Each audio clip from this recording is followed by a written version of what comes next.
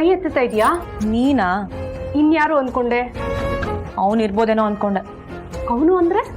ಅದೇ ಇವಳ ಗಂಡ ಕದ್ದು ತಾಳಿ ಕಟ್ಟಿದನಲ್ಲ, ನರಸಿಂಹ.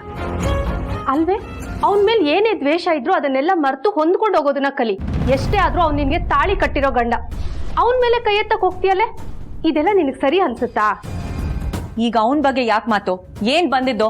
ನಿಮ್ಮ ಅಪ್ಪನ ತರ ನಿನ್ನ ದಿಮಾಕ್ ಮಾತ್ರ ಕಡಿಮೆ ಆಗಲ್ಲ ನೋಡು. ಹೌದು, ನನ್ ಮೈಯಲ್ಲಿ ಹರಿತಿರೋದು ಅವ್ರ ಬ್ಲಡ್ ತಾನೆ. ಅಲ್ಲ ಕಣೆ, ನೀನು ನಮ್ಮ ಮನೇಲಿ ಎಷ್ಟೊತ್ತವರೆಗೂ ಮಲಗಿದ್ರು ಯಾರು ಕೇಳೋರಿರ್ಲಿಲ್ಲ.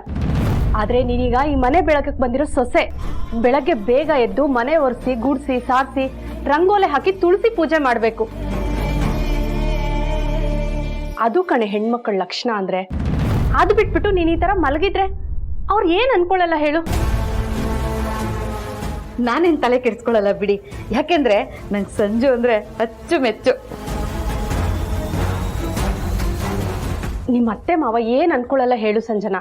ಯಾರ್ ಏನೇ ಅನ್ಕೊಂಡ್ರು ನಾನ್ ತಲೆ ಕೆಡ್ಸ್ಕೊಳ್ಳೋದಿಲ್ಲ. ಯಾಕಂದ್ರೆ ಇದು ಬಲ್ವಂತದ ಮದ್ವೆ, ಒಪ್ಪಂದದ ಮದ್ವೆ ಅಲ್ಲ. ಮದ್ವೆ ಹೇಗಾದ್ರೂ ಅದು ಮದ್ವೆ ಆದಾಗೆ ಅಲ್ವಾ ಅಮ್ಮ ಲೆಕ್ಕ. ಇನ್ಮೇಲಾದ್ರೂ ಹೀಗೆ ಹಠ ಮಾಡೋದ್ ಬಿಟ್ಟು ಎಲ್ಲಾರ ಜೊತೆ ಹೊಂದ್ಕೊಂಡೋಗು. ಮನೆಗೆ ಒಳ್ಳೆ ಸೊಸೆ ಅಂತ ಅನಿಸ್ಕೊ. ಮನೇಲಿದ್ದಾಗ ಉಪದೇಶ ಕೊಟ್ಟಿದ್ ಸಾಲ್ದು ಅಂತ ಇಲ್ಲಿಗೂ ಬಂದ್ ಅದನ್ನೇ ಮಾತಾಡ್ಬೇಡಿ. ಏನ್ ಬಂದಿದ್ದು?